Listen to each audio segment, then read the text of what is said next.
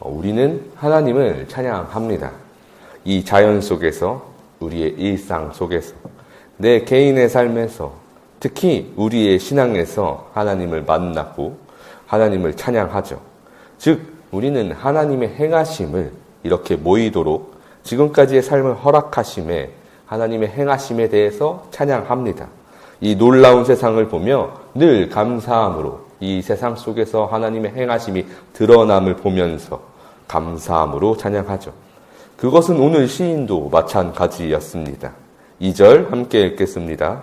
그의 이름의 영광을 찬양하고 영화롭게 찬송할지어다. 오늘의 시인은 온 땅의 모든 민족에게 하나님을 찬양할 것을 말하고 있었죠. 그의 주된 찬양은 하나님의 행하심이 놀랍고 기이하고 사람의 생각을 초월하시는 하나님이심을 말하려고 하고 있었습니다. 즉 오늘의 시편을 통해서 우리가 하나님을 어디까지 찬양하고 있는지 아주 점검할 수 있는 아주 좋은 시편이죠. 과연 시인은 어느 정도로 하나님의 행하심을 찬양하고 있었을까요? 먼저 오늘 시인은 하나님의 행하심으로 그의 자녀들을 지키심에 대해 놀라움으로 찬양합니다. 6절 함께 읽겠습니다. 하나님이 바다를 변하여 육지가 되게 하셨으므로 무리가 걸어서 강을 건너고 우리가 거기서 주로 말미암아 기뻐하였도다. 우리가 잘 알듯이 이스라엘이 출애굽하며 아픈 바다에 뒤는 애굽 병사에게 완전히 절체절명의 위기 속에서 하나님의 행하심은 그야말로 어미했습니다. 놀랍고 기이했죠.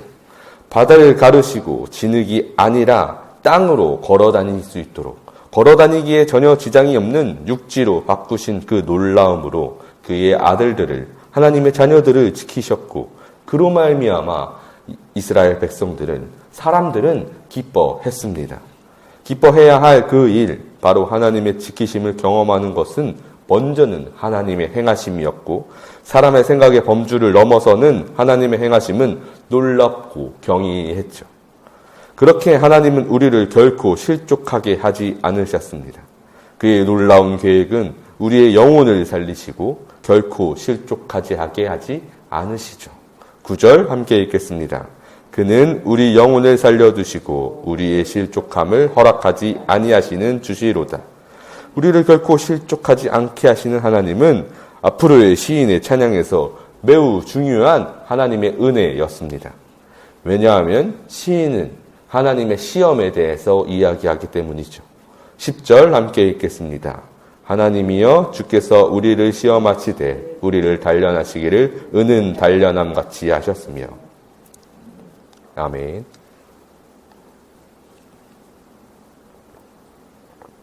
이제 우리는 그가 지키심, 하나님의 지키심, 안전하게 하셨던 그 놀라운 은혜가 아니라 이제 시험하시는 하나님, 단련시키시는 하나님을 경험함에도 시인은 그 놀라운 고백을 이뤄가고 있음을 볼 수 있었습니다.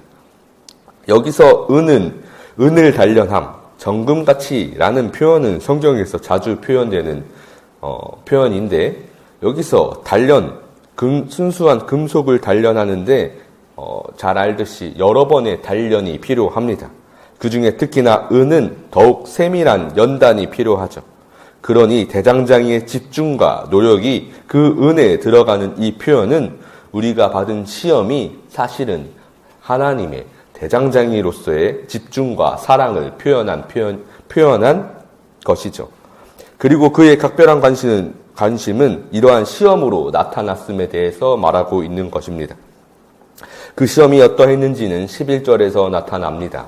함께 읽겠습니다. 우리를 끌어 그물에 걸리게 하시며 어려운 짐을 우리 허리에 메어 두셨으며 그는 우리에게 그물에 걸리도록 하셨으며 어려운 짐을 허리에 메어서 어딘가에 매이게 하시고 무엇을 하든 더 힘들 수도 있도록 하셨죠. 허리에 메인 짐은 우리를 더욱 어렵게 하였기 때문에 우리는 넘어졌을 수도 있을 것입니다. 그런데 여기서 주어지는 시험이 끝이 아닙니다. 불과 물 사이에 고난도 있었습니다.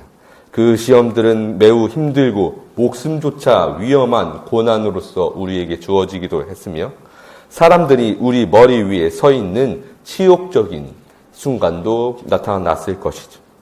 그야말로 이러한 시험들은 사람이라면 견디지 못할 만한 시험들이었습니다. 자신의 힘만 의지하고 있는 인간이라면 도망갔을 만한 그 고난들이 우리에게 주어졌었죠. 그러나 그 끝은 절망이 아니라 기쁨이었음을 오늘 시를 보며 볼 수 있었습니다. 계속해서 넘어지는 그 시험 속에서 우리로 하여금 하나님은 결국엔 기쁨을 누리게 하셨죠. 12절 후반부에서 주께서 우리를 끌어내서 풍부한 곳에 들이셨나이다. 이 고백은 끝까지 하나님을 붙잡고 시험을 이겨내어서 하나님 앞에 온전한 예배를 드리며 그를 찬양하려고 하는 시인의 마음에 대해서 아주 이렇게 놀랍게 대변해주고 있었던 것이죠. 13절 함께 읽겠습니다. 내가 번제물을 가지고 주의 집에 들어가서 나의 서원을 주께 갚으리니. 시인의 굳건한 마음은 14절에서 더욱 느껴집니다. 이는 내 입술이 낸 것이요 내 환난 때에 내 입이 말한 것이니이다. 우리에게 가장 중요한 것이 바로 여기에 있습니다. 하나님을 마땅히 찬양해야 할 때, 우리에게 기쁨이 넘쳐서 하나님을 마땅히 찬양해야 할 때, 놀라운 기적을 보았을 때도 당연히 우리는 하나님의 이름을 찬양해야 할 것입니다. 그러나 이 환난의 때 우리가 고난 중에 하나님을 찬양하고 있는가에 대한 질문을 오늘 시편이 하고 있었죠. 그래서 우리는 고난 중에 어떠한 자세로 있는가가 가장 중요한 것입니다. 17절과 18절 함께 읽겠습니다. 내가 나의 입으로 그에게 부르짖으며 나의 혀로 높이 찬송하였도다. 내가 나의 마음에 죄악을 품었더라면 주께서 듣지 아니하시리다. 아멘. 우리가 하나님을 부르짖으며 하나님을 찬송할 때 우리의 마음에 죄악으로 물들었다면 하나님께서 더 이상 듣지 않으실 것입니다. 그러니 우리에게 중요한 것은 우리가 날마다 고난 중에도 기쁠 때에도 하나님 앞에서 나의 마음에 정결함을 두고 기도해야 할 것이죠.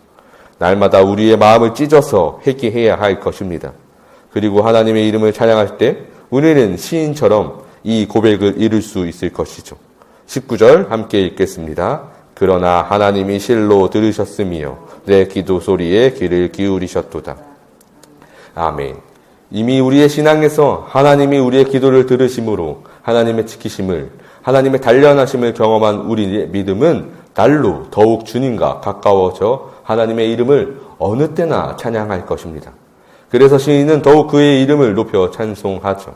20절 함께 읽겠습니다. 하나님을 찬송하리로다. 그가 내 기도를 물리치지 아니하시고 그의 인자하심을 내게서 거두지도 아니하셨도다. 아멘. 우리가 하는 기도에서 가장 중요하게 여길 것은 내 마음이 죄로 물들지 않는 것입니다. 그러므로 하나님은 우리의 기도를 들으실 것이죠. 그러나 그것만큼 더욱 중요한 것은 그의 인자하심을 구하는 것입니다. 우리에게 가장 필요한 그의 인자하심으로 말미암아 우리에게 가장 귀한 생명을 허락하신 것, 바로 날마다 우리가 예수 그리스도의 그 보혈의 은혜를 기억하며 찬양하는 것이죠.